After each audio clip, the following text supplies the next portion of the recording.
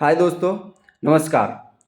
रामायण में आप सभी ने देखा होगा कि राजा मर्यादा पुरुषोत्तम श्री राम जब सिलोन द्वीप पर आक्रमण करने के लिए उन्हें पुल बनाने होते हैं, तो वो समुद्र से रास्ता मांगते हैं, समुद्र की देवी से रास्ता मांगते हैं। तो उसके लिए वो पूजा करते हैं। वहीं पर वो ज्योतिर्लिंग वहीं पर वो एक महादेव की पूजा करते हैं, आराधना करते हैं समुद्र से रास्ता मांगने के लिए। जबकि उनके पास वो शक्ति थी, जिस शक्ति से वो उस क्षेत्र की पानी को सुखा सकते थे एक बांध से। लेकिन फिर भी उन्होंने वो तपस्या किया, क्योंकि वो एक माध्यम था। बहुत दिनों तक तपस्या किया और वो समुद्र की रानी सामने नहीं आई। तो फिर क्या होना था, समुद्र की देवी सामने नहीं आई तो लक्ष्मण जी एक दिन गुस्सा हो जाते हैं, बोलते हैं अरे राम जी, मैंने तो पहले ही कहा था कि हमें रास्ता नहीं देंगे, चलो आपके पास में वो शक्ति, उस शक्ति से समुद्र को सुखाते हैं। बोले नहीं राम, नहीं लक्ष्मण, प्रतीक्षा करो। और कुछ दिन बीता, राम जी फिर भी तपस्या की। एक दिन राम जी स्वयं थोड़ा एग्रेसिव होते हैं और कहते हैं कि विनय न माने जलधि जर गयहु 3 दिन बीत, अब बोले राम सकोप तब भय बिनु होय ना प्रीत। मतलब कि अगर हम विनय कर रहे हैं और विनय से हमें हमारी रास्ता नहीं मिल रही है, तो हमें उसे भय दिखाना पड़ेगा। बीपीएससी आयोग और ये सरकार बिहार की, अगर उन्हें लग रहा है कि ये बस ऐसे यहाँ पर बैठ करके झाल और ये बजा रहे हैं, माइक में बोल रहे हैं तो हो जाएगी, तो आप ये समझ लीजिए कि अब हम आपसे वो रास्ता मांगे हैं और आप वो समुद्र की देवी हैं जिन्होंने हमें रास्ता नहीं दिए हैं, तो अब हम भय दिखाने के लिए बस सड़क पे आए हैं।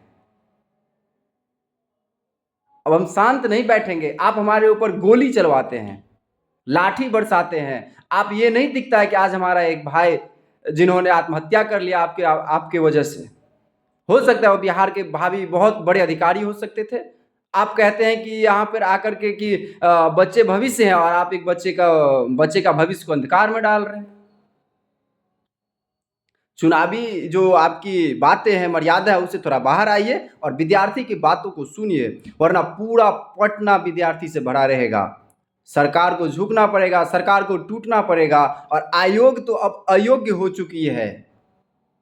परमार मन्नू भाई के कानों तक अगर ये आवाज जा रही हो तो उन्हें शर्म होना चाहिए, उन्हें सीखना चाहिए अतुल प्रसाद जी से, जो कैसे बीपीएससी को हमने पारदर्शिता बनाया, बीपीएससी में कैसे पारदर्शिता लाया जाता है। एक एक ओएमआर सीट, एक एक बातों पर ट्वीट, बच्चों को थोड़ी सी क्लियरेंस के लिए अगर कोई दिक्कत होती थी तो वो ट्वीट करते थे।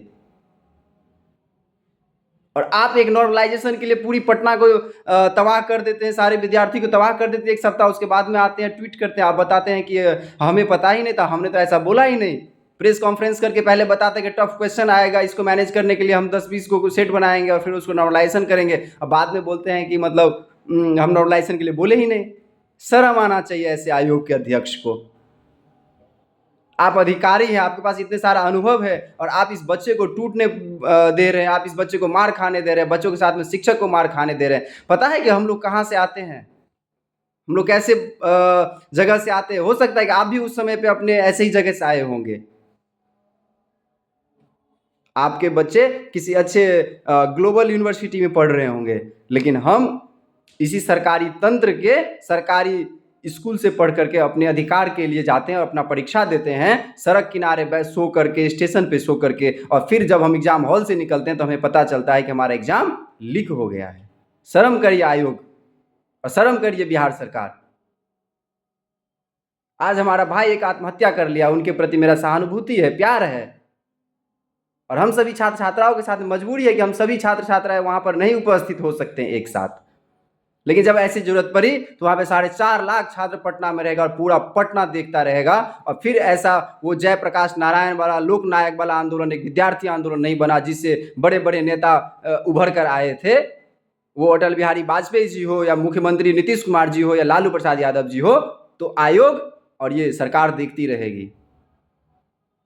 बहुत बहुत धन्यवाद।